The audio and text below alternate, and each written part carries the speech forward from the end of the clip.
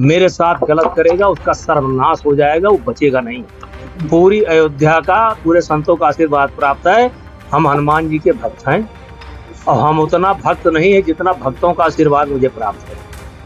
अब आप देख लीजिए, भूपेंद्र हुड्डा 11 बजे तक सरकार बना रहे थे और 11 बजे उनका रथ चला गया और मुझे हनुमान जी के ऊपर विश्वास था, अपने आप के ऊपर विश्वास था। क्योंकि अगर कोई व्यक्ति अपने जीवन को पढ़ना चाहे तो 2 मिनट बहुत है। और इसलिए 18 जनवरी 2023 को जब आरोप लगाया गया तो मुझे जब मौका मिला तो मैंने कहा झूठ, ये झूठ है।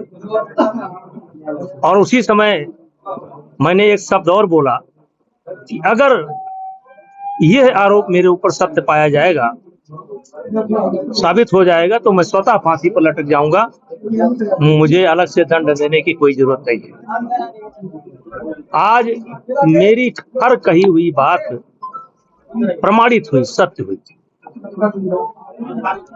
और क्योंकि हम भले गृहस्थ हैं, हम गृहस्थ हैं, लेकिन हम अयोध्या के चौकीदार हैं,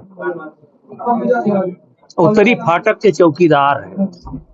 और अयोध्या केवल हनुमानगढ़, हर संत का, हर यहाँ के मिट्टी के हम चौकीदार, हम चौकीदार की भूमिका में अपने आप को देखते हैं। और इसलिए मुझे पूरा विश्वास रहता है कि जो हनुमान जी की शरण में आ गया उसकी कोई पीठ नहीं लगा सकता है, उसकी कभी हार नहीं हो सकती है। और ऊपर से जब संतों का आशीर्वाद, संतों का आशीर्वाद ऐसे नहीं मिलता है। इनको कुछ बताने की जरूरत नहीं कि आप क्या हैं। संत को किसी को बताने की जरूरत नहीं है कि सामने वाला क्या है, ये अपने आप जान जाते हैं कि क्या है।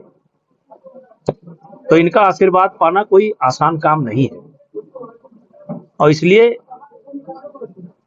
मैं बहुत सुख में न ज्यादा प्रसन्न होता हूं और न दुख में ज्यादा दुखी होता हूं। और इसलिए मैं बहुत ज्यादा खुशी व्यक्त करने के उसमें नहीं हूं। लेकिन अभी एक चीज, किसी को नीचा दिखाने की कोई बात नहीं है। न्यायपालिका पर मुझे भरोसा था, हमें न्याय मिला और हम जरूर चाहेंगे कि इसका उत्पीड़न ना हो। लेकिन चुनौतियां बहुत आई आपके सामने इस दौरान। कहाँ चुनौती आई? आरोप लगाए लोगों ने, कांग्रेस के लोगों ने, किस तरह के रूप आप देंगे? देखिए सुनो, हम हनुमान जी के भक्त हैं और हम उतना भक्त नहीं है जितना भक्तों का आशीर्वाद मुझे प्राप्त है। पूरी अयोध्या का, पूरे संतों का आशीर्वाद प्राप्त है।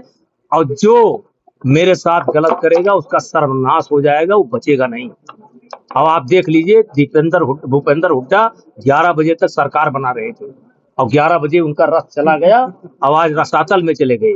आम आदमी पार्टी कहाँ चली गई? आज देख लीजिए क्या हो गया। जो जो करेगा, हम नहीं, हम हमारे साथ नहीं, किसी के साथ। इसलिए जो जिम्मेदार लोग हैं उनको हर चीज में राजनीति नहीं देखनी चाहिए। सोच समझ करके ऐसे प्रकरण पर किसी के साथ खड़ा होना चाहिए, किसी के साथ नहीं खड़ा होना चाहिए। इसका मतलब ये नहीं है कि आप आंख मूंद कर चलो, आंख मूंद कर चलोगे तो गड्ढे में गिरोगे, और गड्ढे में गिर गए। क्योंकि समाज कहीं न कहीं साथ खड़ा नहीं होता है, तो उनका क्या होगा जो आज नहीं है, जो अपना जीवन समाप्त कर लिए। और इसीलिए एक महत्वपूर्ण बिंदु की मैंने चर्चा की। इस समय देश के अंदर 3 ऐसे कानून हैं जो संरक्षण के लिए बनाए गए।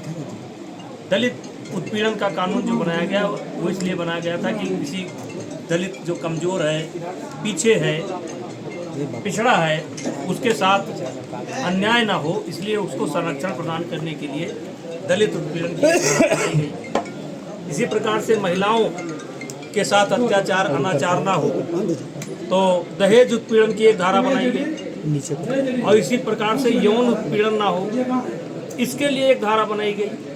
लेकिन आज मैं देख रहा हूँ कि धारा तो बनाई गई थी कि ये उत्पीड़न रोकेगी, लेकिन आज ये धाराएं जो है बड़े पैमाने पर इनका दुरुपयोग हुआ, बड़े पैमाने पर इनका दुरुपयोग हुआ। तो मैं आज अयोध्या की धरती से, वैसे मेरी इतनी बड़ी आवाज़ नहीं है, मैं इतना बड़ा आदमी नहीं हूँ कि मेरी आवाज़ पहुँच जाए, लेकिन मैं ज़रूर चाहता हूँ कि सरकार इस बात की समीक्षा करे और सुनिश्चित करे। हम धारा समाप्त करने की बात नहीं करते, लेकिन दुरुपयोग रोकना चाहिए, संशोधन तो की बात। दुरुपयोग रोकना चाहिए, क्योंकि दुरुपयोग के कारण अपमानित होना पड़ता है। मैं तो बेशर्म था, 2 साल तक खूब साफा लगा करके और खूब, चूंकि 50 आदमी साथ चलते थे, मेरे चेहरे पर कोई फर्क नहीं आया। हमको साधु संत भी इज्जत देते थे, कोई फर्क नहीं आया। लेकिन जिनका साथ कोई नहीं देता है और जब उनके ऊपर आरोप लगता है तो उनकी जिंदगी कैसे बीतती है। तो मैं इसमें प्रसन्न होने की कोई बात नहीं है, किसी को नीचा दिखाने की कोई बात नहीं है। न्यायपालिका पर मुझे भरोसा था, हमें न्याय मिला और हम जरूर चाहेंगे कि इसका उत्पीड़न ना हो।